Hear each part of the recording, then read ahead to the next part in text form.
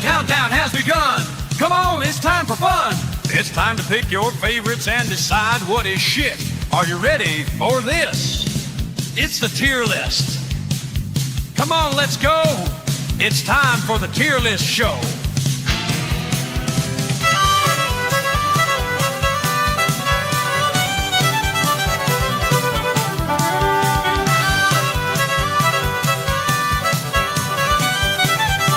Tonight on the tier list, we're counting down the Karate Kid films.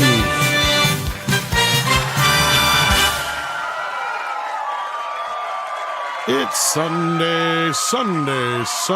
Welcome to the show. We are so happy to have you here. Welcome everybody out there in the chat. Thank you so much for all the birthday wishes. I see so many already. We got like Joel here. Thank you. Cosmic Squirrel, Liam. So many more. Thank you so much, guys, for all the wishes. I appreciate it. Joel, FKHC 2005, everybody. Feel free to send in PayPal donations while you're at it. No, just kidding. No, they will be actually happily accepted. I seen Kalekioki sent me one earlier along with some other guys. Thank you so much for that, guys. I appreciate it. We got Mo in the house. How you doing, Mo? Doing great, and a happy birthday, sir. Thank you. Thank you very much. I think we also have how are you doing tonight? Doing well. I think you'll be older than me for a few months here. I think I catch it back up with you in September. So. But doing this well. Is true. Thank you for having me on. And we're glad to have you. Price, how you doing tonight, buddy? I'm doing good. Happy birthday. Thank you. Hopefully you had a good weekend. It's okay. I know you saw a film. I did see that annoying film, yes. I mean, it wasn't the worst movie, but it was annoying. We will talk about it because I don't think we haven't had a chance to discuss it yet, even though we both saw it. So we're going to get into that and some other Karate Kid movies as we get rolling here.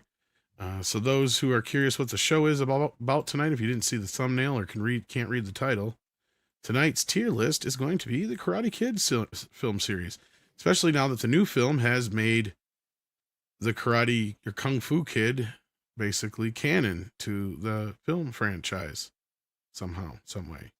We'll get into that in just a moment here. But I want to thank everybody for joining us and hit that like button if you haven't. Share out the link and all that business. I forgot to fix the thing here. I hate this shit. Sorry, guys. I don't do this weird shit. As we know, there is no S tier here. No such thing, because if there's an S tier, then there is no F tier. We got to have an F tier. And it might come up with this one. Who knows? So which end should we start this at? Since I think, Mo, you haven't seen these last two on this end. And I'm sure Price and I have. No, I have not. But as we get down the line here, I'm sure. Or should we start at the beginning? I say we start at the end because since it's fresh, and obviously I think there's gonna be a lot of discussion for what goes where towards the end. I'd hate to start with one of my favorite movies of all time and end off with Kung Fu Kid. So yeah, that's how I kind of like to do it. Yeah, let's do it that way. And plus, that way, if anybody joins us late, chances are they probably haven't seen the new film or the newer film in comparison to the other films. So you're probably right. So let's do that. Let's start with Karate Kid Legends. Now, Price, you kind of hinted about how you felt about the movie. Give us your short review since you actually had a chance to see it. I'll tell you what.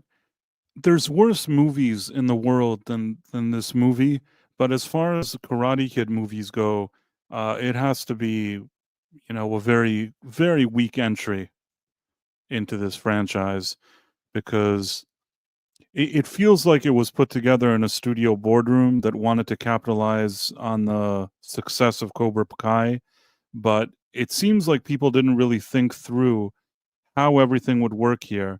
And I suspect that initially it may have been one screenplay that had nothing to do with Daniel LaRusso, but then they tried to sort of shoehorn him in here, and it just all feels very awkward, very rushed, very strange. And I think I did tell you on a stream that in some places people believe that the studio originally had a cut of 1 hour and 58 minutes, and then That's later right. I do remember you talking about that. the movie ended up being 94 minutes. Now, no studio has confirmed this, but if you look early on when all the theaters announced how long the movie it would be, like a few months ago, it seemed to be an hour and 58 minutes. But then suddenly when it came out, they all adjusted it and changed it to 94. It could be a typo. Somebody made a mistake somewhere. But more likely, I'm at least like 60% sure that probably there was a longer movie here. And because it took so long to bring Jackie Chan and Ralph Macchio into the fold, I think that the studio pressured them to kind of get things moving. And the movie just feels like a forced. They tried to force together a few different screenplays into one screenplay and rush it through. And it really, really hurts the emotional payoffs and the setups here, in my opinion. And with all of that being said, if you're looking at sort of like a B level type of silly Karate Kid type movie, it's all right, I guess. But it's just barely gets a passing grade. It's like it could have failed all the same, but I guess I'm sort of the target audience for it, so I would give it a barely passing grade. So D, C, where would you put it? Yeah, I think the D. I wouldn't give it an F, but I think that like if it sat there in the D, that would be fine. Yeah. Well, it's funny because I have yet to be able to confirm this, but I was told by a fairly reliable source that yes, there wasn't this did start off life as a sort of different, sort of the same movie. Now I saw this as well. I have a lot of problems with this movie, not for the reasons that most people would think. I'm more upset with it because there is a good movie in here.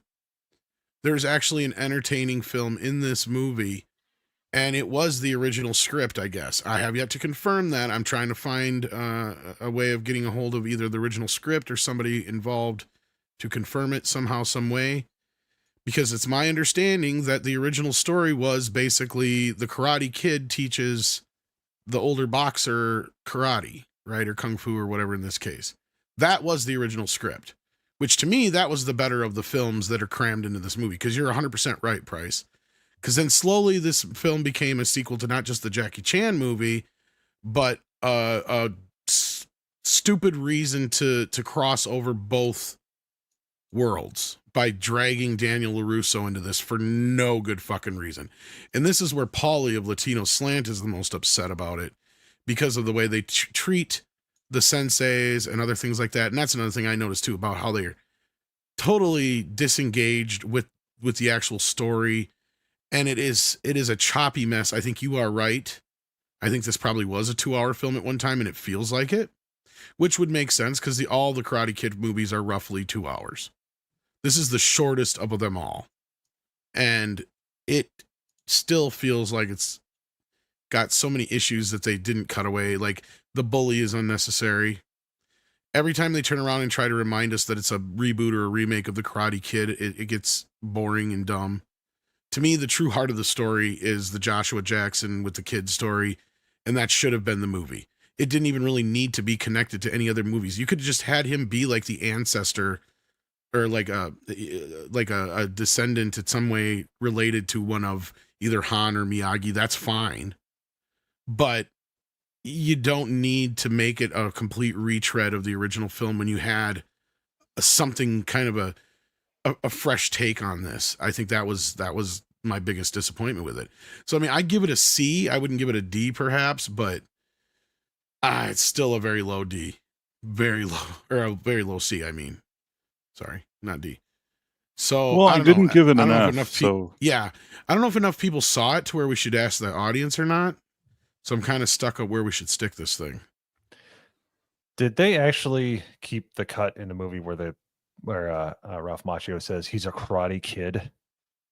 I don't think they did. I don't think so. I think that disappeared. I don't remember him saying that. Okay. Yeah.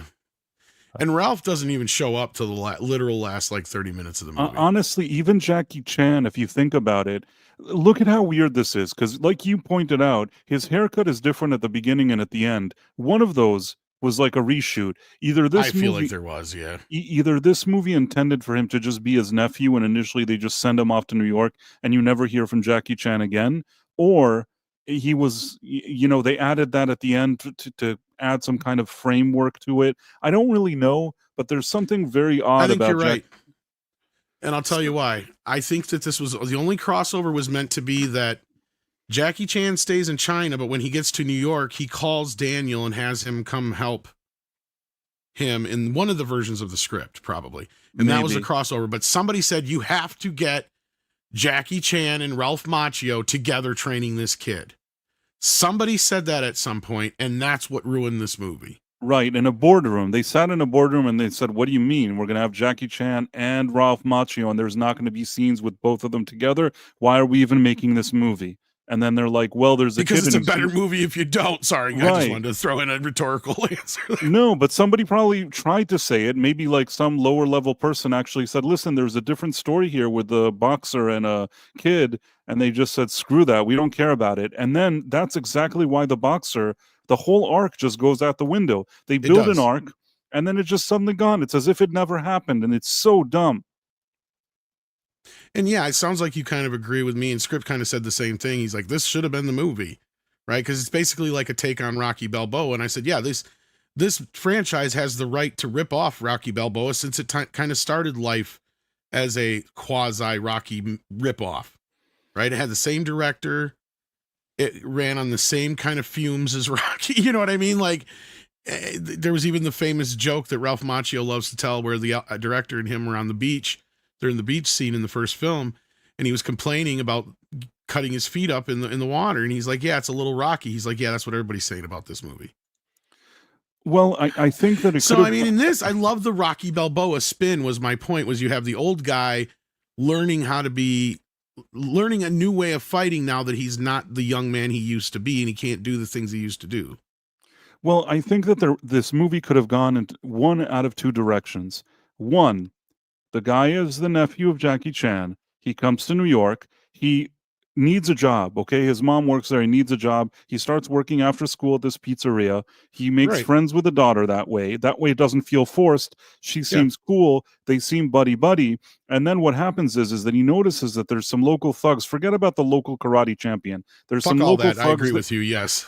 There's some local thugs that are giving him problems. Initially, maybe he starts training him, but when shit really hits the fan, and it seems like even maybe whatever happened to the brother, like the boxer wins a competition, but then he gets beat up and his whole business gets like burnt or whatever. At this point, he calls Jackie Chan. Jackie Chan flies to New York, and not even as a sensei or mentor, just together, they put their minds together and put together a plan to sort of help this guy, his family. If there's a tournament of sorts, I don't really know, but I think that just Jackie with the kid at the end, maybe trying to save everything in the third act after all the crazy shit happened, maybe we could have worked with that. But once they insisted on bringing Jackie Chan, which you didn't even know if he needed to be there in the third act, and to add Daniel LaRusso, the movie really doesn't have any direction, and it doesn't know what to do. And the worst part is, and I think we talked about this, the fact that in one scene, he's like beating up criminals in the street, and he's like super quick and doing all this cool kung fu stuff, and then like some twerp in the cafe, like in the school whatever back what's it called, guy knocks him out. He's like knocking him out and kicking his ass. It's like, you can't be an underdog. Movie means you're either an underdog or you're not an underdog. You can't be both an underdog and the best. That's just, it sort of creates a strange situation where you're not really rooting for the guy. Because if he can kick all these people's asses, what am I rooting? I want to kick people's asses. Why am I rooting for him? No, and I agree with you. And that's where I said, and that's the scene where he kicks the shit out of the mobsters.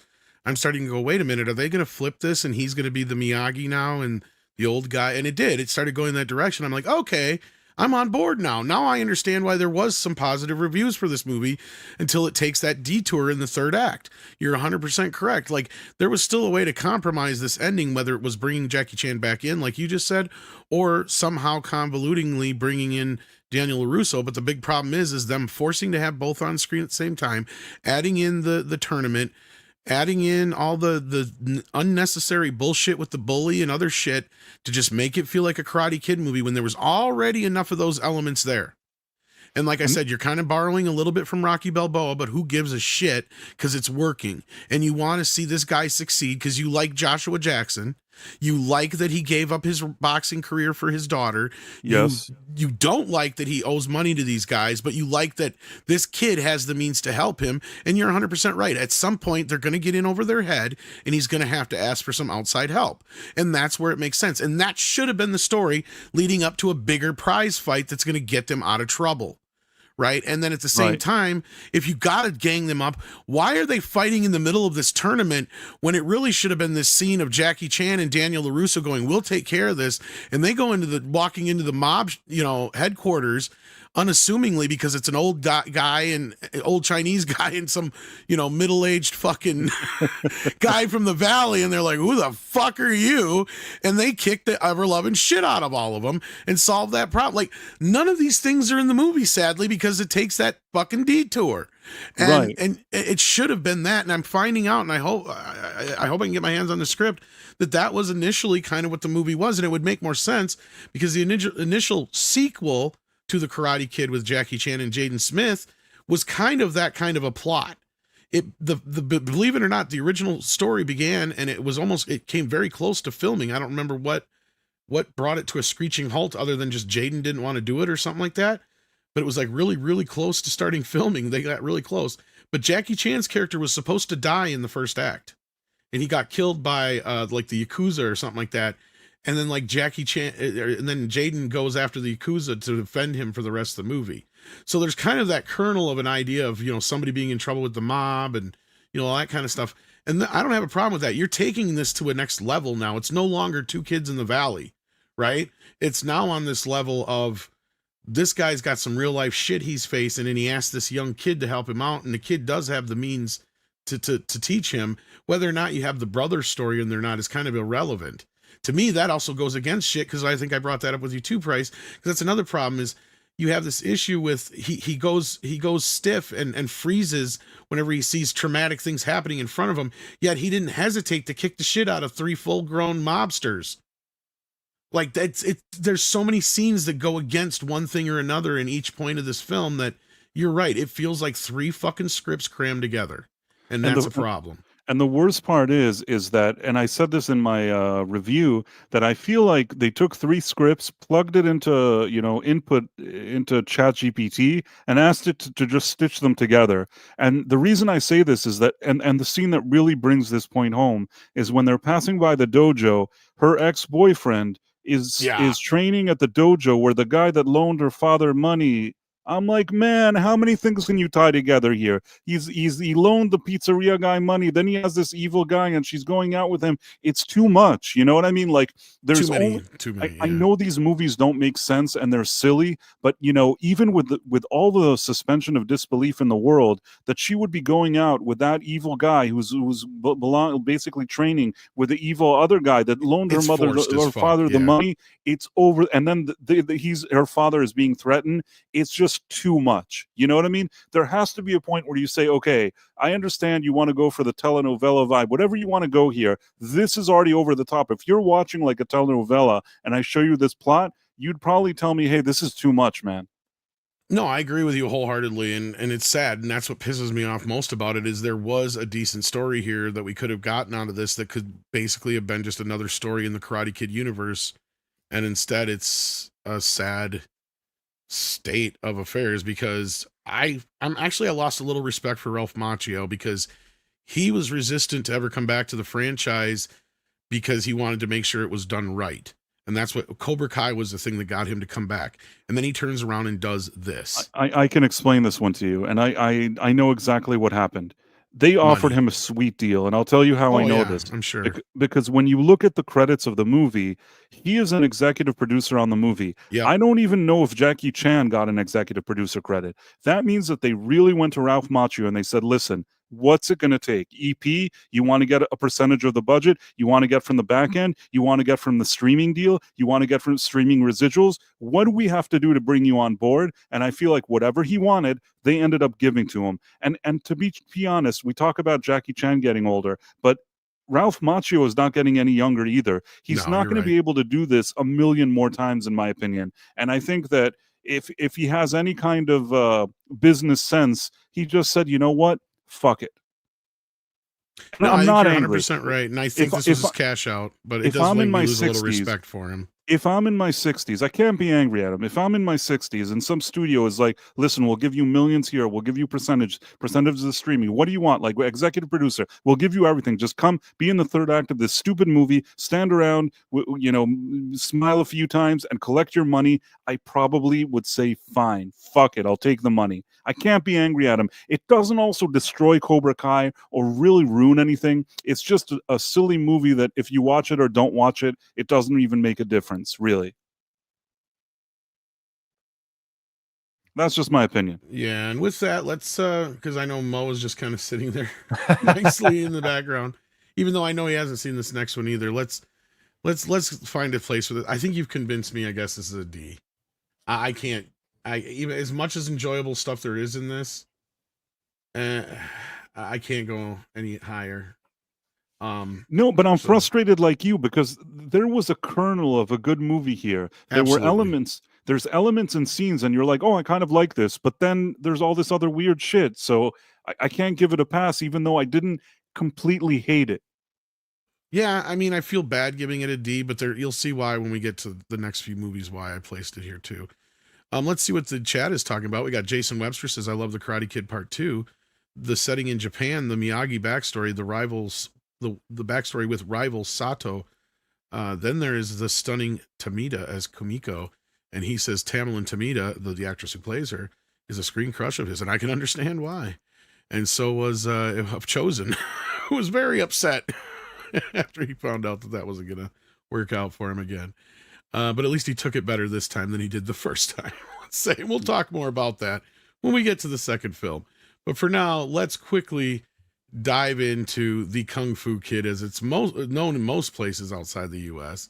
And it is the proper title. And I wouldn't even have an issue if that's what it was called and it was still like tangentially connected to the Karate Kid universe because it is basically the same kind of story. Because this movie is a mixed bag. So Mo, you have not seen this movie, and I can only imagine the reasons why. But you can quickly give us the reason why you didn't see this film, and then Price and I will try to give it a rating.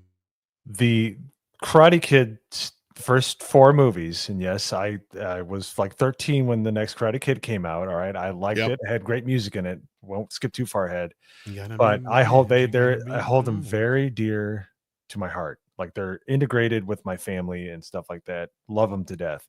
So when they did that, I just had no interest. I'm like, well, it's not karate and it's not Ralph Macchio. It's just like I just was not interested. So it just I was not going to sully the rest of those because I think the next Karate Kid holds up. But this is so far disconnected. I just wasn't going to give it money even back then. I don't blame you. So Price, how did you feel about the Kung Fu Kid? You know what? I've only watched it once, and that says a lot about it because it didn't make me feel like I want to watch it more. I probably should have before watching this new one, but I don't even regret that because it doesn't even matter if I did or if I didn't. I like Jackie Chan, and I like the fact that he was a bit younger there than he is now, and he was still at an age when I think that it was a good role for him to do in theory. The movie itself never felt like it brought anything new to the table. Yes, instead of the new like LA, it was in China, and that kind of difference. And the kid was younger, but I really didn't feel especially excited about it. I could probably give it a D or a C. Something between a C or a D, maybe a D. It's nothing to write home about. I know it actually made money in the box office, but for me, it's also kind of a throwaway one. All right. I'm going to say the one positive about this movie, and then I'm going to just tear it a new asshole. Okay. Surprisingly, Jackie Chan probably gives the performance of his lifetime in this movie. It is the best acting I've ever seen the man do in English. He gives a very different interpretation of the mentor. It is not Mr. Miyagi, right? They even made sure they didn't give him that name. But he has an equally tragic background, and he is the best and only good saving grace of this film. Other than that, this thing is an utter piece of shit that has no reason to exist it is one of the worst remakes ever, probably only trumped by Ghostbusters Answer the Call for obvious reasons. For all the reasons you just said, too, Price. He's too young. Okay, so let's even just take on the consideration of this is supposed to be a Karate Kid remake, right? He's way too fucking young. It makes no sense for him to be getting into a love triangle. True. The kung fu aspect is shit. Take your jacket off, pick it up, put it back on, put it on the hook, take your jacket off the hook. That is the most annoying, retarded retread of wax on, wax off in history. And I'll tell you right now, not to get too far ahead, the wax on, wax off reveal in The Karate Kid is one of the single greatest moments in cinematic fucking history. Because if you hadn't already figured it out, as a little kid, the moment, because you're with Daniel at that moment, you're like, this guy is just using him as a slave. And he's like, show me wax on the wax off. And show me sand the floor. You know, that whole scene broke your little fucking mind. Yes. Because you're like, holy shit, he's teaching him karate this whole time. It is a quite a moment when you're a kid watching the movie. I agree with you. Yeah, as an adult, you see it coming a mile a fucking way. Don't get me wrong. But if you're 4, 5, 6 years old the first time you see this movie and you have zero reference for anything going into it, that blows your little fucking mind. You're like, oh, this fucking guy's smart. I'm going to listen to everything this Mr. Miyagi dude has to say. Exactly. This guy is the Yoda of Yodas. Right. Yeah. So in that moment, that destroys that aspect of the story to me, because that's one of the hooks, not to even be punny with the whole fucking hang your jacket up bullshit. That is one of the hooks of the original film. And to destroy that to me is like, why even do it? Why? And this whole movie has no other reason to exist other than some ego trip for fucking Will Smith's kid. And that's it. It is literal nepotism, the fucking movie, right? Like, it's like, Daddy, I want a pony. Daddy, I want a car. Daddy, I want a movie. Well, what movie do you want? I want to be Karate Kid. Okay, son, we'll get you Karate Kid for Christmas. Not the movie itself. He'll actually make him the movie. It's like, how fucking higher can you get on the nepotism, egotistical list of, and I know we talk about how movies don't really have a reason to exist anyway. That's never a good point to say. But that is like the top of the list of why this movie should never have fucking existed in the first place, regardless of the box office, right? Because this is an F by far, in my opinion. And I know you gave it like a C or a D, Price. You're being very, very generous. I could get, I was more in the D. Like I was trying to think something between a C and a D. I also haven't watched it in a very long time. I like Jackie Chan, and like you said, I remember watching it and being impressed with his performance. I liked him in the movie. I didn't really like the kid, and I didn't like the whole rehashing of it. This isn't something that I would fight, like, have a real fight with you on. I'm not trying to fight about it, but yeah. No, but I'm saying I didn't love the movie. It's like I watched it once and never watched it again, and I love Karate Kid movies. So if I didn't go and watch it again, it means that it didn't even seem like a real Karate Kid movie to me. So if you said it was a D or an F, it's not like I'm sitting here and thinking, no, how dare you? It's like, yeah, it could easily be a D for me. An F, maybe you hate it just a little, like you dislike it a bit more than I do. But even if it ended up an F, I could live with it. This is true, yes. Even if you gave it an F, I could... even if you gave it an F, I could still be okay with that. I'm not losing sleep over this. Well, and then Netflix Foreign asks a really, really pertinent question here. Did the kid actually ask for this? I think he did. Because for some reason in my brain, and this is where my rant kind of is rooted in, I remember an interview with Will Smith where he basically said that sentiment, right? Like, my kids wanted to get into acting, so I asked my kids, if you wanted to be in a movie, what movie would you want to be in and what kind of movie? And Jaden was a huge fan of Karate Kid. So was Will. They bonded over it. So it was like this thing that he had to do. And my understanding is Will actually owns a piece of the franchise, like not even like a license deal, like literally owns a piece of the franchise. His son made him one of the best business deals he's ever made in his life. Oh, absolutely, because of Cobra Kai and shit like Cobra Kai. He collected a ton of checks for that. Even when he was like slapping people at the Oscars, they were still sending him money. So basically, Will made money off of the Legends one too, I'm sure. Probably. I'm I'm 99% sure he made money off the Legends. If he had any kind of clause where the spin-offs and derivative productions, which this one would absolutely. be, then he would need to make some money on this. It's some kind of check. So that kid telling Will Smith that he liked the Karate Kid is one of the better things that happened to Will Smith. I mean, he still has money regardless, but it worked out great for him. And the kid himself also, during that time, don't forget there was like that thing that he's a stockbroker and his son is like happiness, the pursuit of happiness. You know, people were really taking notice of this little kid. Right. Yeah, they're taking notice of the little kid, and they were really trying to push his career. So I can understand why Will Smith, from his perspective, the movie did great at the box office. Honestly, it did. It did do great like at the box. 200 or 250 million or something like that, I think. And it was only actually, like a $15-20 million budget, maybe a little more, but yeah. It made a ton of money. Considering what they spent on it, this was like a bonanza. And I'm surprised that they didn't actually make more of these, not because it was good, but because it was profitable. When you have that kind of profit, I'm really surprised that they wouldn't, continue to just turn out more of them. And like I said, it got so close to happening. In fact, there's probably even YouTube videos out there somewhere about it. Because it was one of those movies that, like Superman Lives and that other Justice League movie and stuff, that literally got up to the point of like days before production and everything just fell apart. And I think the reasoning is that Jaden just didn't want to do it anymore. Because he was already like, I think this was 2015, I want to say this started. Because it was right around the same time that the Cobra. This is basically when they said yes to Cobra Kai, and probably why they said no to it in the first place, because the sequel was still in the works.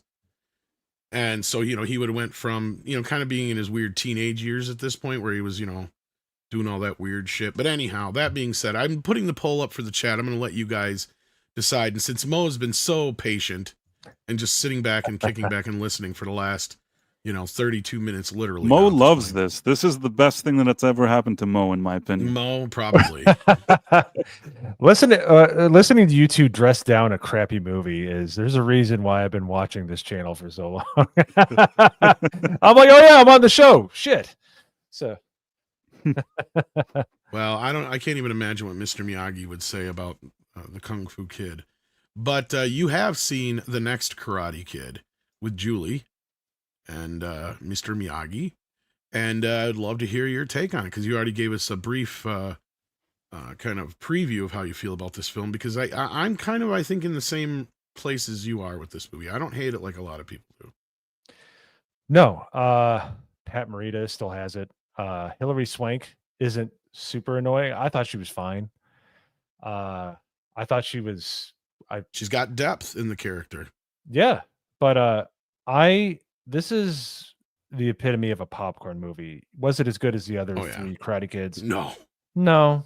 But was it a fun movie to watch? Oh, hell yeah. Had great music in it. The story of how she starts out and where she ends up is great. I like the monks in the movie. I think they're funny. They steal the show, yeah. Yeah, especially when they go to the bowling alley. I thought that was good. But when she went to the monastery was great. But the movie was just a really fun watch, especially when I was like, 13 or 14, when it came out to like HBO and stuff like that. I watched it all the time because it was great. Yeah, first of all, it has Michael Ironside as a villain. Okay, so it's already awesome. But and I love the high schoolers that all look like they're pushing 30. Like even back then, I'm like, man, they look old. Well, that's typical for back then. Oh yeah, but it was real. Like her love interest. You even got Walton Goggins as one of the bad guys. Yeah, Walton Goggins is one of them. I mentioned that in my review. Yeah, the bad guy with the conscience towards the end. I liked it. So, but I think it's a solid C+. It's such a great popcorn movie. I had a lot of fun watching it. It had the Cranberries was in it, one of their songs, when she's training, and I gets a little ridiculous with Mr. Miyagi catching arrows and stuff like that, but it still kind of fits the character. And I thought it was while not a necessary sequel, just a fun watch. And it's just one of my guilty pleasures growing up. I really enjoyed that movie. Yeah. So, all right. So you put it in like the C range. All right. Fair enough. Mm-hmm. All right. Price. This one's a tough one. On one hand, it's a movie that if you gave it like a D+, I would not like fight you on it. but maybe because I like Pat Morita and he's still around, and Hilary Swank is a good actress, and Michael Ironside and Walton Goggins, just for the cast alone and the fact that there are moments that I don't hate in the movie, and it does at least feel like it's in the original universe as opposed to that Kung Fu Kid one, I would give it maybe a C minus, but still let it be in the C range, even though it's like it's a very generous C minus in my opinion, but that's what I would give it. I'm in agreement with you. Like the point where the movie kind of goes south is the third act, and then it's the very, very end. It's the final fight. That's where it starts getting a little too overly, because first of all, Pat Morita's so old you can tell it's a stunt double doing all his shit. The whole idea of what brought them to the fight is kind of taking it to the extreme. The whole idea of having like this militant group in the school, I used to think was a little out there, but then you see things like Antifa and shit like that now, and you start to think, well, maybe it was ahead of its time. Yeah, maybe a little ahead of its time in that respect. And you're 100% right. Like Julie is a better character than I think anybody ever gave her credit for. She is not Daniel Ray-Do. She has a bit of a different circumstance. Miyagi handles her differently, and I love the dichotomy they have and how it doesn't become this retread of the original film. Like it could have easily been like, you know, the mean girls at school get pissed because she's talking to the chick's boyfriend, and it's literally a retread of the original film. You know what I mean?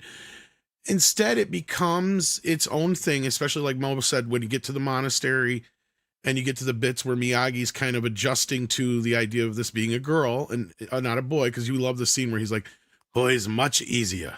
You know,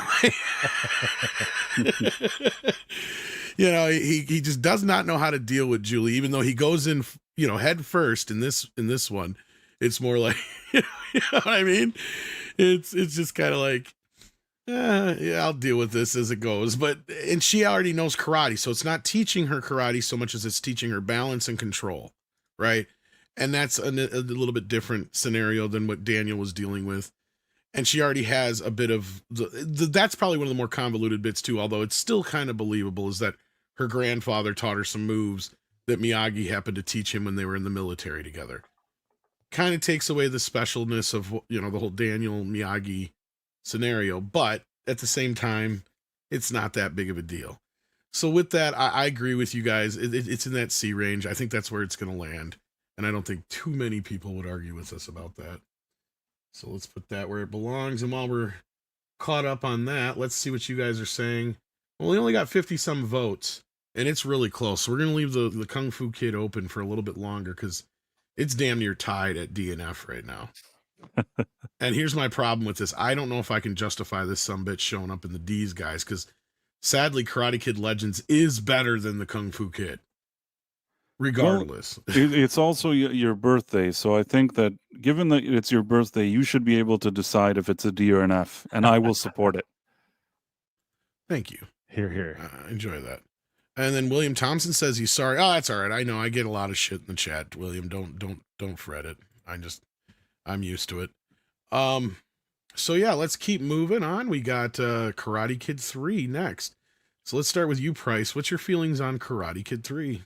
Came out in 1989. I mean, I liked it better than the next Karate Kid, but I wouldn't say that it was too spectacular in and of itself. It was just, I mean, today, because especially that they redeemed those characters and they did something with them, like Terry Silver, they brought him to life really in Cobra Kai, adding some kind of weight to what we saw in part 3, which is amazing that they managed to pull that off. And I think that in Cobra Kai, he was fantastic. But somehow in this movie, the character comes off as so kind of one-dimensional. If I was being generous, maybe I would give it like a C+, just because I like those actors, those characters. It still has Miyagi. It still has, Daniel. It has Kreese. It has, Terry Silver. I like those characters, even Matt Barnes, whatever it is. There's enough there for me to say it's like a C+ movie. I think that's the most I could give it.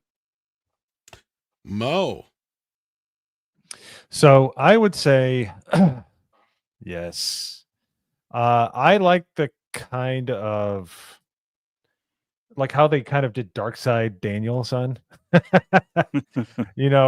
kind of like that vibe, and they kind of like embraced the 80s. Like they said, okay, the first two were pretty grounded and really interesting, and they're like, let's just take it up a few levels. Terry Silver is like kind of a crazy villain. It's like, and Mike Barnes is like his like little underling, and they're going back to the tournament and stuff, even though, I think Daniel's pushing 30 in this movie, but I In digress. reality, yes. Yeah, I think yeah. he was 27. I think you're right. But it was a solid third sequel, because there's a lot of third sequels that just stink to high heaven.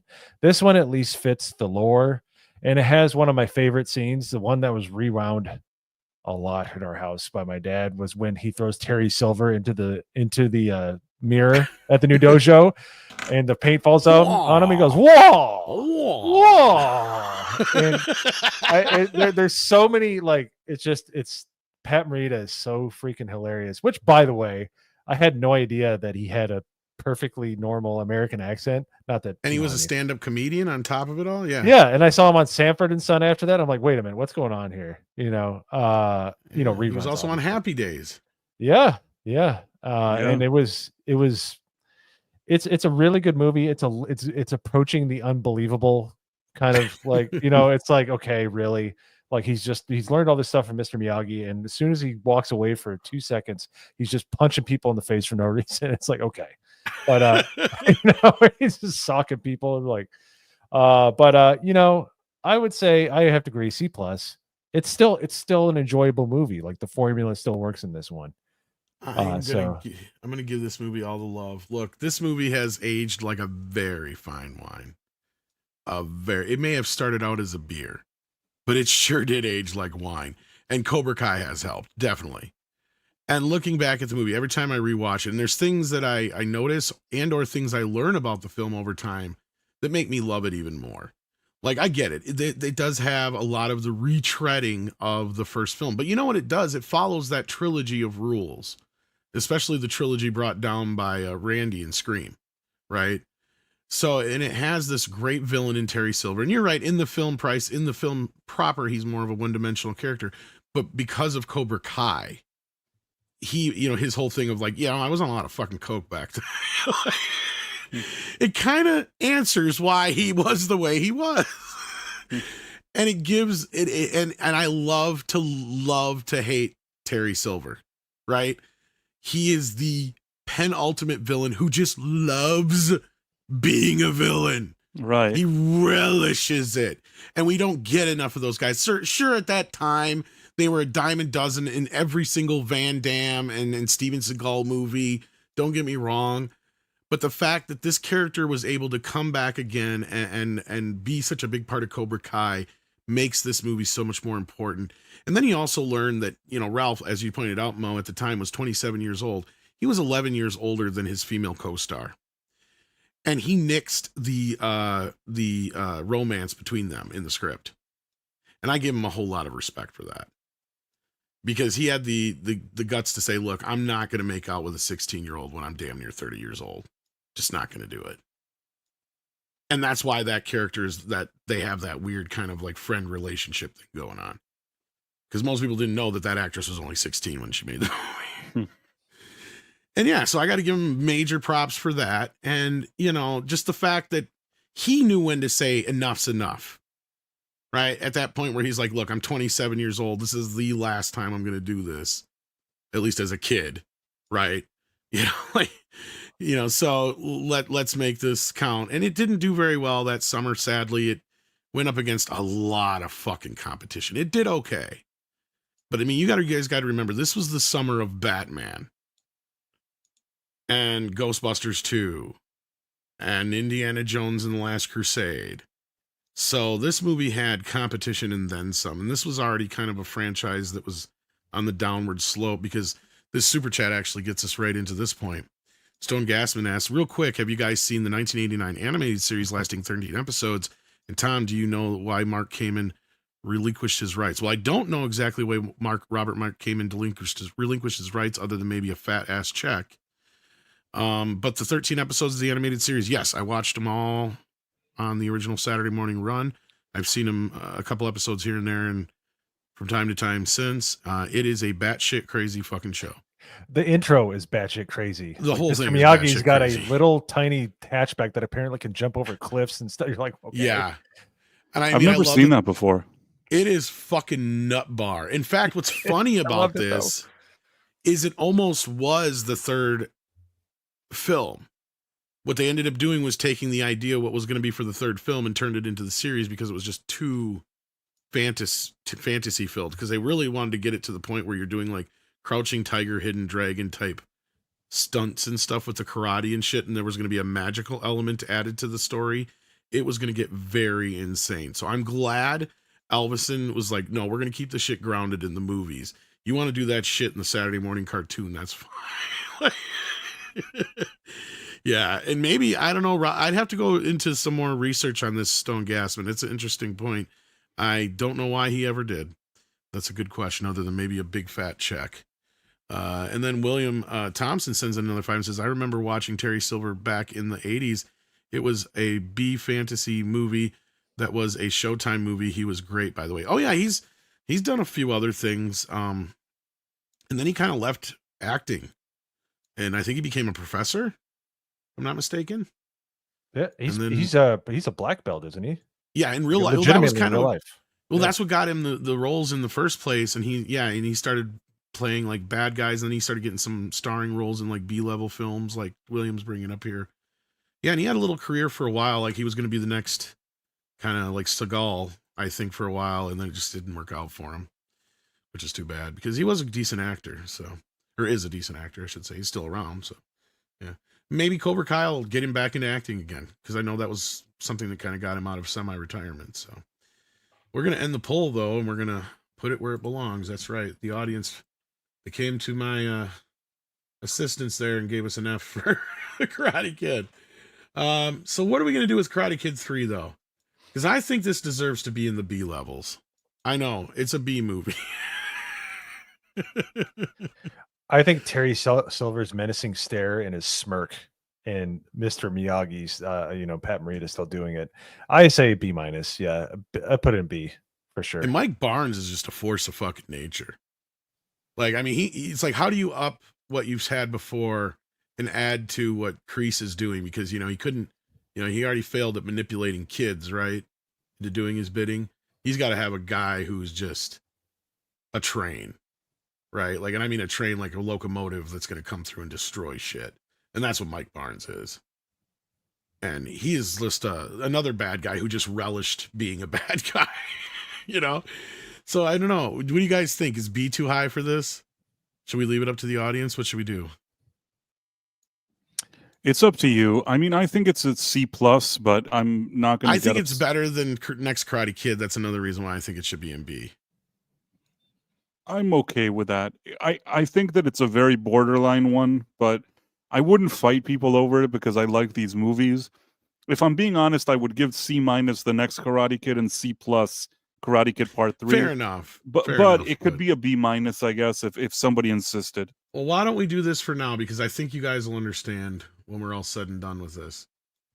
Because I'll be honest with y'all, between all three of us, not to like, bury the lead here or, spoil anything.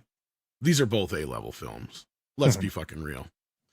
Karate Kid 2, and I got into this last night with Yellow Flash, and that's part of the reason why I wanted to do this list today. To me, Karate Kid 2 is like Godfather 2. And Empire Strikes Back. It takes everything that was great about the first film and makes it even better. Shows you what else we can do. You know what I mean?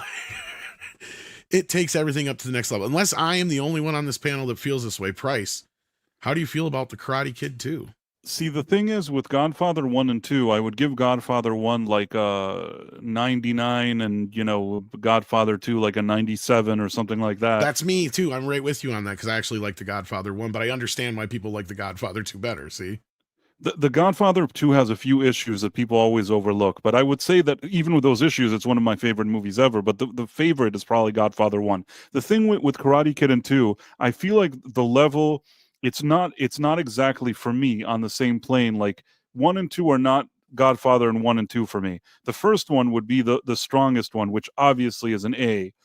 For me, the second one, it's a good movie. It's a good movie, but I've always kind of felt that if the first one, I'd give it maybe like an A or a I'd probably give it an A. The second one, I'd probably give like a B plus. It's a good movie. I don't put it in my mind in the same level as like the original. And over the years, I've watched the original many more times than the second one, which I like. I just don't like it as much as the first one. So I think it's also a matter of personal taste. It's by no means it's not a bad movie. It's not one of those that we're arguing if it's C or D or F. It's obviously one of the better ones. It's just for me, I would put it in a B because the A for me like is the first one. Mo, my saving grace. Oh, Captain, my Captain. Yeah. Karate Kid Part 2 is a masterclass in like subtle storytelling. I mean, yeah, there are some things that kind of beat you over the head, but it balances humor and drama so well. Okay, first off, I love when he gets a letter. He's like, my dad is sick. And Daniel goes, your dad's still alive? Or something like that. It's precisely what a high schooler would say. But the whole trip to Okinawa was great. The way, like, I saw some people talking about in the chat, like, as far as like, it's a fake Okinawa. It felt like you lived there. It doesn't matter. I loved it. I love the old cars there. I love that they go by the base, so it gives you like this rich lived in feel. I loved the respect that Miyagi had for his dad in the movie, and his, like, just all the characters are good. Chosen was great. He talked about honor, but he had none. He's like duping people for like weighing. Didn't understand what honor really was. No. Exactly. And Sato is such a great villain. That guy had to have a sore throat for like the next year. He's like, like he's but the whole movie is great. Like the hurricane, the typhoon coming in. I'm jumping around, but I love this movie so much. Well, you brought up the father aspect, and that's one of the things that really hits me, right? Is you have that really touching scene where they're sitting on the edge of the cliff, and Daniel talks about the last time with his dad, and Miyagi starts to cry because they have that moment there where now Miyagi is no longer the mentor at that moment, right? Like it's Daniel who's absorbing his pain. Does that make sense? Like it's him saying it's okay. I've been here. Yeah, and it more than you know at this point. This is my dad and I's favorite movies, like, period. I was trying to find the beta tape. Yeah, go ahead. Well, no, I mean the first movie has elements of it, but you're right. Like this movie has a very father-son theme running through the entire film compared to the first film. And you get so much more insight out of who Daniel's father was in that moment, even though we don't really find out anything about him because he never talked about him in the first movie. And when he brings him up here, so his father died. We never know, did his dad leave? What's the story here? Mm-hmm. Right. And now we know. And at that moment, it's like, that's a great moment. And then you have like the other side of it too. Like you were talking about how it's that battle that Miyagi left, but never left him. Right. He leaves, but he comes home thinking, okay, now time has passed. Time heals all wounds. And Sato is just that much more pissed at him. And as cartoony villain as it is, as I saw some people say in the chat, how much more cartoony is than your average anime? Right. And he chews the scenery perfectly. Like there's chewing up the scenery, being a bad actor, but then there's like being over the top, but in a way that still keeps you centered in the story. He's a big businessman in Okinawa. He comes in with his awesome cars, but he's still like, I'm still pissed off at Miyagi-san all these years later. But to move on from that, I think it always sticks with me the way this scene was shot. a lot of times, especially in the 80s, romance was kind of over the top and kind of thrown in your face, and you're like, they're in love. One of my favorite cinematic scenes ever, and I mean ever, is when he's with Kumiko. yeah, Komiko, and they're sharing tea, and she's going through the ceremony, and you can tell there's so much sexual tension there. There's so much there's so much respect. They're not saying anything, but it's this wonderfully romantic scene that they're having with each other, and you feel it. You can feel the chemistry between Ralph Macchio and what was her name? I'm drawing a blank. Kumiko in the movie, but Kumiko, yeah, no. Yeah. I mean, you're 100% right. It's a little bit more deeper than it was with Allie, obviously, which was a little bit more high school. And that's the other thing, too, is there's even all the symbolism that's in this movie. And I'm not trying to, beat you down, Price, and say you're wrong. I mean, like you said, it's a matter of taste. But, I mean, I've actually analyzed a lot of stuff in this movie, like the whole symbolism of the board that Sato's trying, or not the board, but the big log that he's trying to break. That's Miyagi's will, right? And he's never going to break that will. But Miyagi breaks his will when he saves him. Remember, you have the counter scene where he has to break a board that's just as big as that piece of wood that he picked up. And it's there's all those little moments and elements in it. The drum technique, how that all works in to where it's like it doesn't have to be as flashy as the crane technique, because that's not what it's about, right? Like that's the thing, is this movie to me takes all those elements of the first film and really ramps them up and really gets into it and really digs deeper and gets darker, kind of like The Empire Strikes Back in that respect, or with like Godfather 2, where, and I will agree with you, Price, the first film is definitely the better film, right? I'm not going to disagree with you at all, because I'm right there with you. But to me, since we only have A, B, C, D, F, I got to say this is an A-tier film. This is a damn near perfect fucking movie. I watched this right along with the first film. They're so perfect. There's times I don't have to necessarily watch part 3, but those, I can't not watch part 2 after part 1. They are so together for me. It's so tough to explain. And to me, it was always one of those films that you're never going to be able to get that much better than that for a sequel, especially based on a movie like what the first movie was, and not just retread the original, even though some people say, oh, it is a retread.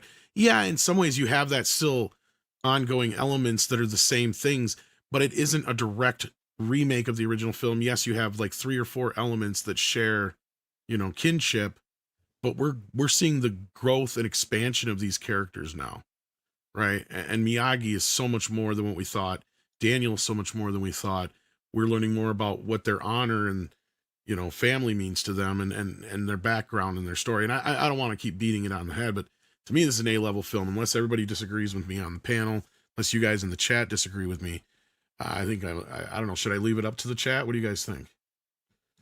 I can live with it. It's like I said, I consider it a B plus, but it's, if somebody's like, oh, it's an A or an A minus, I'm not going to say that it's completely unreasonable. I basically am a bit biased because I like these kind of movies and I like these specific movies, so it's relatively easy to twist my arm on these. If I was being fully not with my own personal connection to the franchise and I was really nitpicky, I think this one would be a B plus, where the first one would be an A. But if you're like, no, it's an A minus, I wanted an A tier, I can be okay with that as well. And you're right. You could probably make some really good arguments with me, and I'd be like, yeah, I have no defense for that. You know what I mean? I can't defend that. There might be some hokey moments in it that I'm misremembering, but I've seen this movie almost as many times as I have the first film. The other thing about it that needs to be pointed out is that Karate Kid 2 was one of the few sequels in an era where the sequels never used to make more than the original.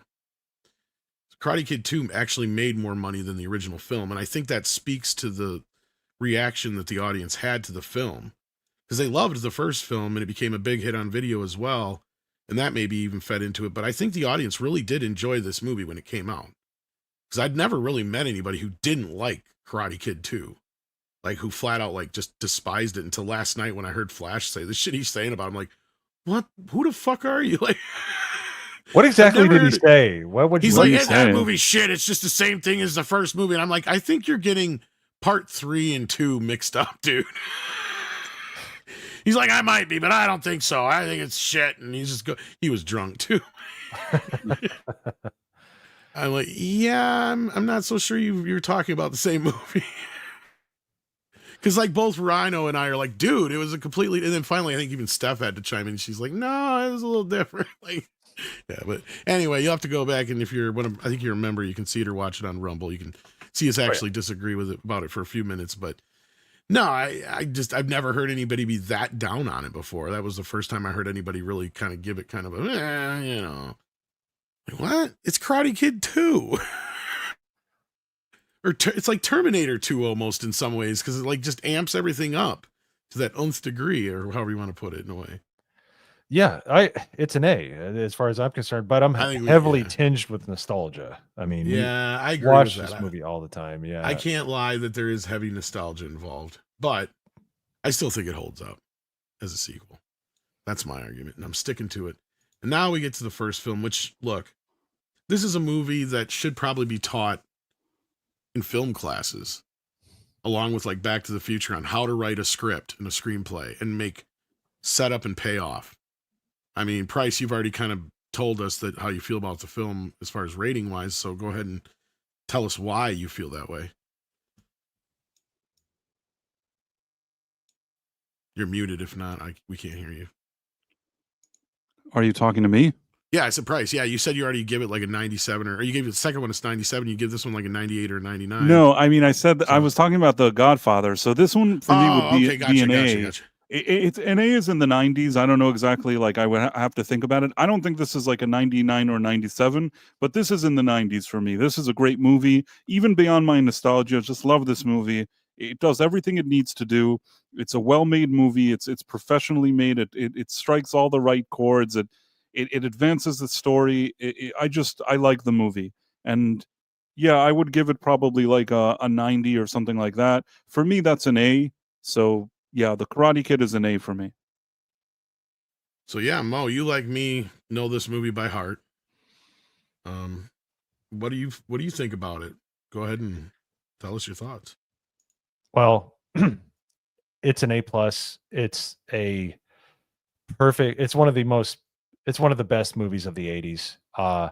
It is everything that is like just everything that's right about an 80s movie, especially about a kid, a fish out of water movie. Daniel-san starts off in a bad area and he works his way up and works hard, and the depth of the characters of Mr. Miyagi and Daniel LaRusso are excellent. The whole training, Pat Morita's comedic, where he goes, show me sand the floor, and he goes, sand the floor. He's like, no, sand the floor, like he's equal parts funny when Daniel talks to him when he's drunk and he lets out his family died during World War II, and he's just dealing with it. And just there's so many good parts to the movie, but the music's great. Zamfir and the pan flute. Couldn't imagine a better soundtrack to the movie. There's so many things to love about it. I don't even know where to begin, but to me, it is one of the most quintessential movies. And one of the traditions in my family is whenever we leave to go somewhere, like when I go visit my family, we always yell at the car and go "Banzai," and then my family goes "Banzai." So to me, it holds an incredibly special place in my heart. And it is one of the most quotable films. But yeah, where'd you get these cars from? Detroit. It's like, what belt are you, or what kind of belt do you have? J.C. Penney, $3.99. Yeah, no need rope to hold up pants. Yes, no need a rope to hold up pants. It's so good. You do karate, guess so? Swoosh, just like grape. Yes, left side road, okay. Right side road, okay. Stay in the middle, get the squisher like a grape. I also love some of the quotes from the second one. I didn't get some like, why is it whenever I have a problem, you have work for me to do? Cosmic coincidence? I always do that cosmic coincidence. That's one of my favorite ones. It's so good. Yeah, no, I love the movie. I still have my Betamax tape that has 1 and 2 on it, and we watched it all the time in order. We would just sit there and watch both movies in a row all the time. It's a fantastic movie. Love the music.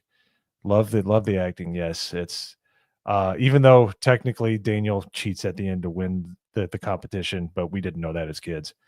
You know, by making contact with the head. But even the ancillary characters, like put him in a body bag. You know, it's so good. I love it. It's an A+. Sweep the leg. Sweep the leg, Johnny. Do you have a problem with that? Oh, and yeah, just Kreese is such a great character. Like No just mercy. a guy that, yeah, no mercies for the weak. So good. I like Love you, everything man. about it. But you're a pussy little bastard. I like that. Anyway, no, you're right. 100%, man. This is a quintessential 80s film. A perfect film, like I was saying before, should be taught in film classes along with like Back to the Future and Godfather and certain other screenplays on how to write a film. Right? Like this is how you make a movie. Jaws would be another one I'd throw in there probably.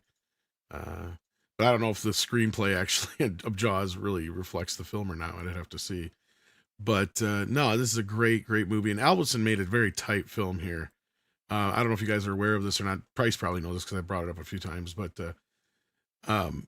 John G. Elvison, before he passed away, actually loaded up on his YouTube channel. He has the entire film in VHS camcorder form. He had all the actors pre-rehearse the entire film, and he videotaped it and edited it. So he knew what he was going to need and what he could cut. And that's why there's really only like 2 deleted scenes from the entire film. You know what? More people should use that strategy for filming a movie. I think that it's too bad that other people didn't think the way this guy thought, because I think that's brilliant. Yeah, because in that version, there's actually more like 4 or 5 deleted scenes, maybe even more. But like, I'd have to recount it again. But like, yeah, in the main film itself, I think there's like 3 whole deleted scenes that didn't make it into the movie. It's like one scene where Daniel and his mom are talking about her new job, and she gets another job that just totally gets chopped out of the movie. And then the scene with the pie, which was reused in Cobra Kai, they reference it. And then there's another scene that if it didn't get cut, Cobra Kai would never be able to exist. And it's basically a scene where Johnny just says he likes being a bully and he likes beating up on Daniel, and it's his choice because he's like, maybe it's because you got a bad teacher. He's like, well, yeah, maybe I just like being a jerk, or someone in so many words, basically. It was like literally like him just admitting that he likes to beat the shit out of Daniel just because he does. And it would have really caused problems with Cobra Kai later on. So I'm glad it got left out. And no, this is a perfect fucking movie. I'm glad y'all agree with me that it's at least an A, because I didn't want to have to fight for it. So I was feeling a little like, oh shit, I'm going to have to fight for Karate Kid 2, but nobody seems to be bitching too much. I've seen a few people in the chat who didn't think it deserves an A. And that's fair. That's totally fair. I get it, but I don't know. To me, I think we got a perfect little list here that I think it's all where it needs to be. And as far as the TV shows, we'll have to do like Cobra Kai and the animated series. Maybe we do the Cobra Kai seasons in the animated series perhaps at some point in the future. But for now, I think we're going to put a pin in the Karate Kid and see what you guys are saying and get the heck on out of here. Action Com says Ralph would go on to play opposite Joe Pesci in My Cousin Vinny. In that movie, he played a college student going to college for the first time. This is true. And that was a few years after the last Karate. He was like 30 something in that. You're not wrong. But he did always have that youthful kind of look to him. You know, he still seems very young for his age. Like he's, in his 60s or whatever. And he still looks like he's, late 40s, early 50s tops, and still he moves. But that was the other thing in this movie, the newest one, compared to, I don't know what kind of difference he has in his wigs compared to Cobra Kai to this movie, it's but weird. Oh my God, did he look like he was in a bad wig in this movie? Shit. I don't know why. Why couldn't they give him a good one? There's so many today. You can have such good, these kind of. Yeah, I mean, I would almost.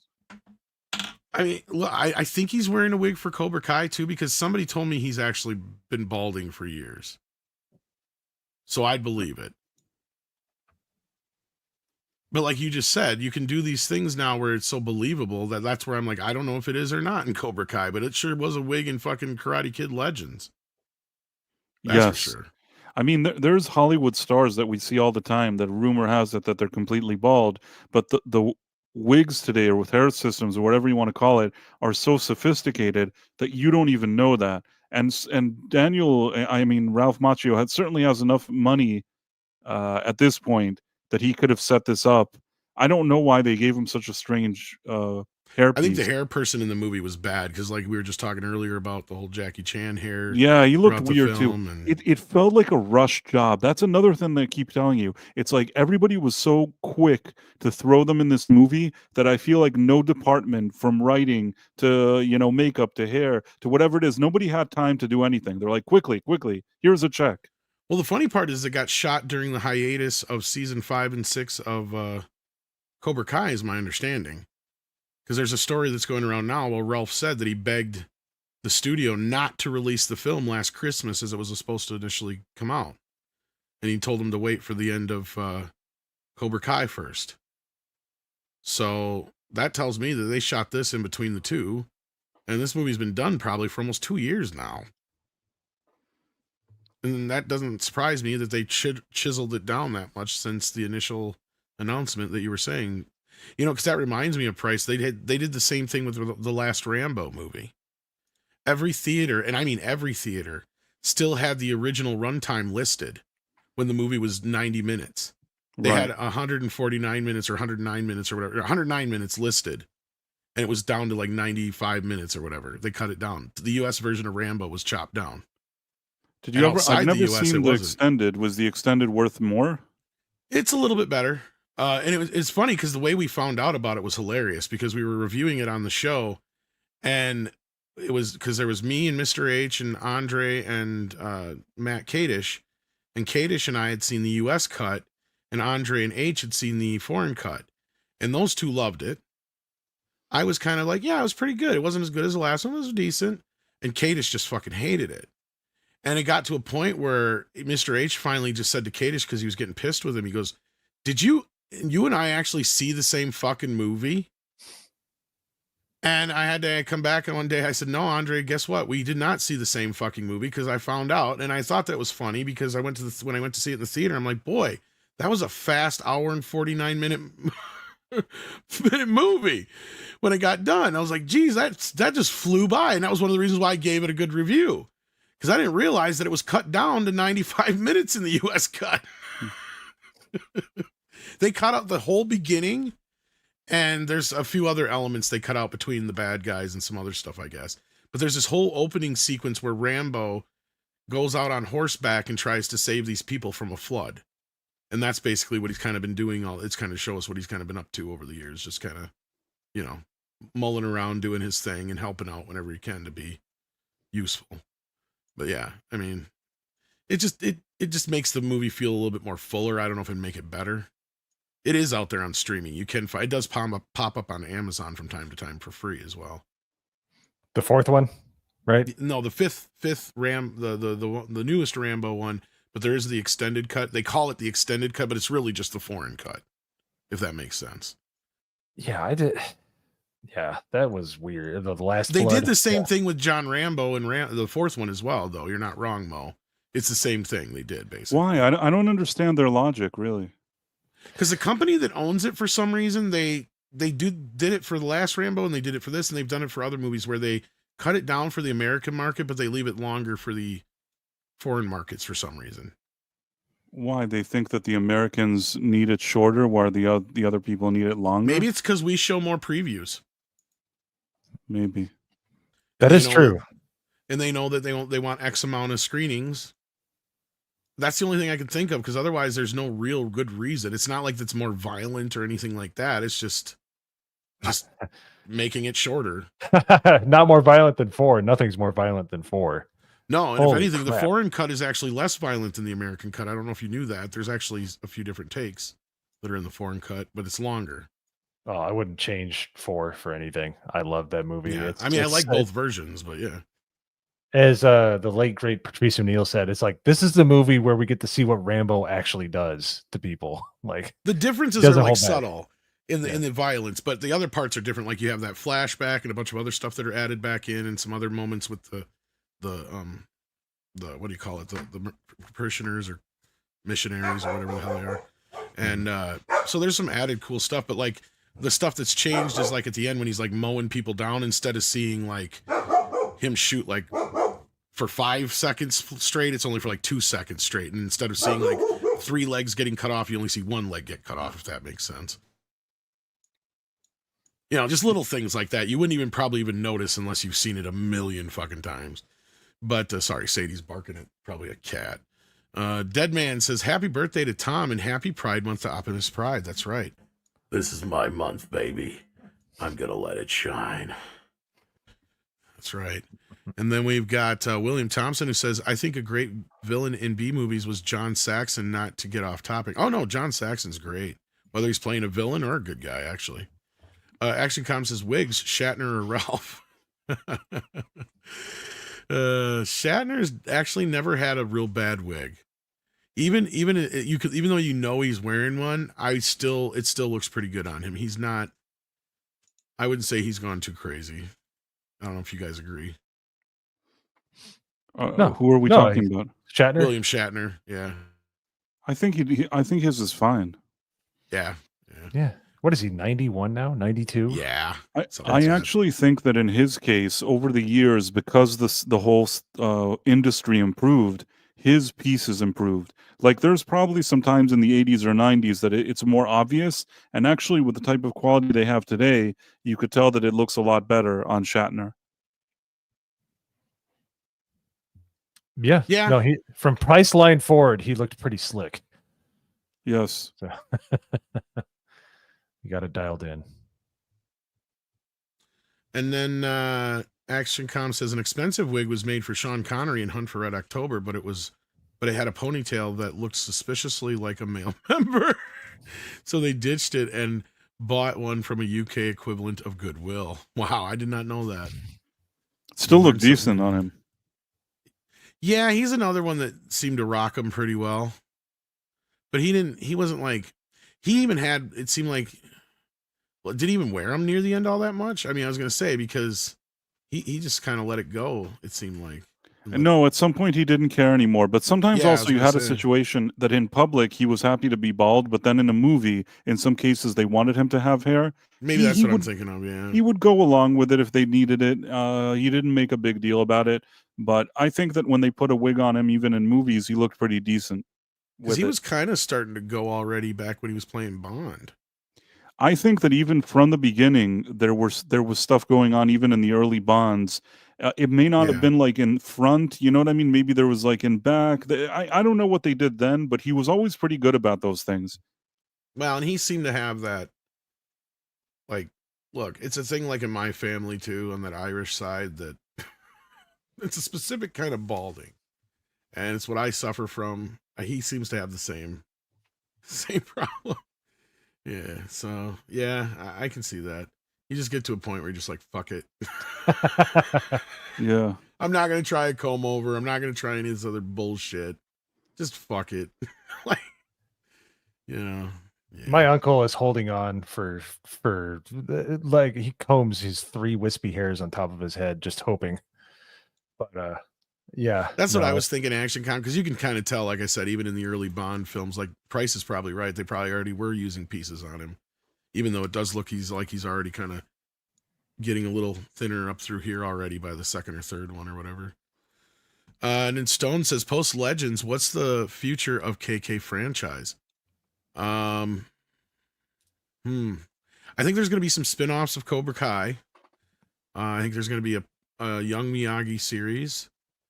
I don't know what they'll spin off directly of Cobra Kai other than that, because I think they'll just have the actor that they've had play young Miyagi in the flashback return and play a young Miyagi in a series that'll probably take place around, you know, his you know, whole World War II and that whole thing with his, you know, losing his wife and kid and coming to America and all that business. So other than that, I don't know. It's good. It's a good question. What do you guys think? Do you think we're going to get like a Tory or somebody else series or anything like that? Hard to say. It seems like a cash cow, though. I don't think they'd leave it alone for too long. I think the movies are done. I think that even though I've been hearing that this movie now is pretty much prepaid for, I think the box office killed any potential of any future films of any kind. For sure. What do you think, Price? You know what? I think that in the future, this movie isn't going to lose anybody any money. It's going to be fine for everybody involved. Netflix will pay the money. They won't lose money on this no matter what, and they probably always do that. The budget wasn't too crazy to begin with, but I think in the future, if they decide to do stuff, it's going to be on the small screen. Meaning, if this is the level of what they have, I think they probably would prefer to do a streaming movie for Netflix and strike up some deal with them with that, rather than even doing this whole theatrical release to begin with, if this is the level of movies they're doing. I agree. Yeah, and like I said, I think they'll just do some spin-offs of some of the Cobra Kai characters potentially. I wouldn't know who offhand, but I'm sure you guys might have some suggestions in the chat. Who would you want to see a spin-off of? Because that's what really matters, right? I mean, it doesn't matter what they pick, it's what you guys want to see. I mean, and I would assume Tori being one of the more popular characters. Johnny's kid is another one, and those two, like, maybe doing a show together, I could see perhaps. Maybe something whatever Miguel decides to do with his future, perhaps. I mean, you know, there's potential. I don't know if I don't think we've seen the last of Daniel LaRusso, and Johnny, but I don't think we're gonna see a shit ton of them in the future. I think they've pretty much done their thing, and yeah, I think that's pretty much it.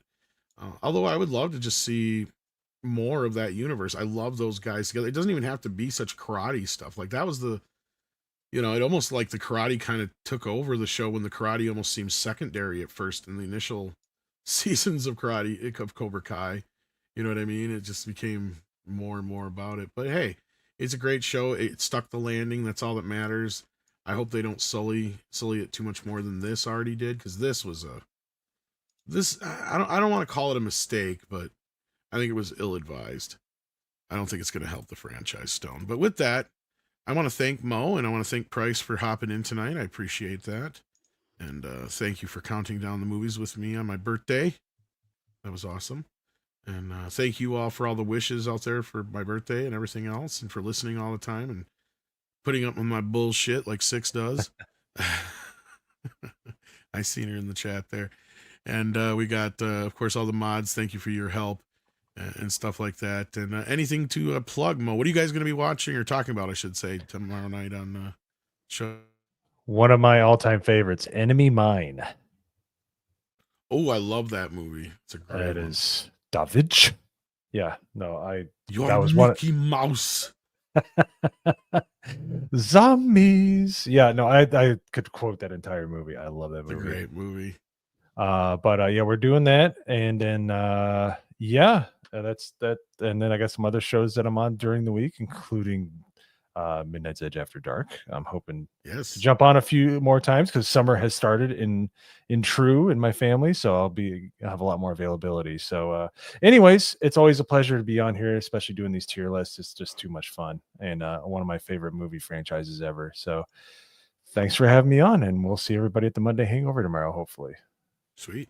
Yeah, you perked right up when I mentioned the Karate Kid movies, so I was like, all right. And I know Price had seen the new one too, so I was like, okay, enough of us have seen it. So Price, what else you got going on? Have you done your Karate Kid review yet? Yeah, I'll plug it in here. I don't know. It's the strangest thing that's happened to me in a very long time. I don't like to use the thing like terms suppressed or things like that. Very oddly, this review isn't performing as I thought it would.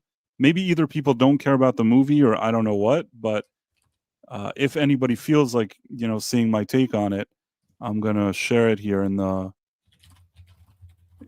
chat if anybody feels like watching my review.